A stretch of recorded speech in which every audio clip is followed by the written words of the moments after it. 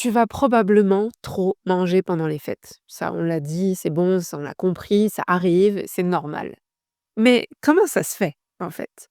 Ben, tout simplement parce que tu es entouré de plein de gens. T'es pas vraiment à ce que tu fais. T'es pas du tout même dans tes ressentis ou en pleine conscience.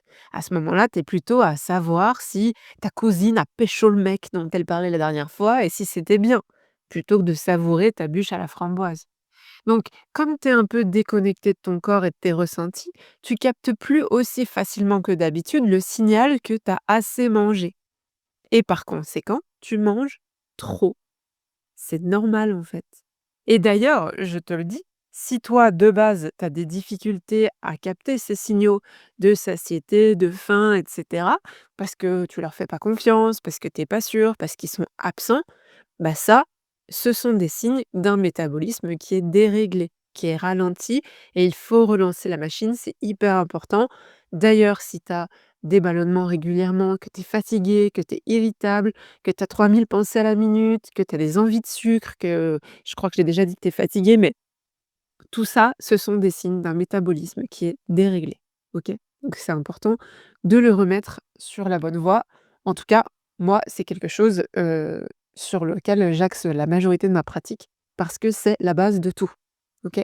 Que ce soit au niveau alimentaire ou émotionnel ou de ton système nerveux, de ton stress. Tout est réglé sur ton métabolisme. Donc, quand tu prends ta tablette de chocolat sur ton canapé le soir devant un film et qu'elle est dégommée sans que tu t'en sois rendu compte, bah, paf, tu trop mangé, c'est parce que t'es pas très connecté à toi à ce moment-là. Parce que tu es déjà dans tes scénarios, parce que tu rumines des choses de la journée ou quoi. T'es pas ici et maintenant. La deuxième raison pour laquelle tu vas trop manger, probablement, OK, c'est que, ben, il y a des aliments qui ne sont dispo qu'à Noël et ça crée chez certaines personnes une sorte de FOMO, de fear of missing out, c'est-à-dire que, ben, ça peut aller taper dans ta peur de manquer.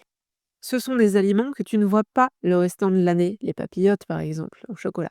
Du coup, quand ils sont tous sous tes yeux là, l'envie est décuplée fois 1000 et tu les défonces. Donc, tu noteras que dans mes explications, je n'ai jamais dit: «Tu vas probablement manger parce que tu manques de volonté ou parce que tu es foutu bizarrement». Pas du tout, pas du tout. Ça s'explique, c'est normal, c'est temporaire et tout va bien se passer. Allez, ciao!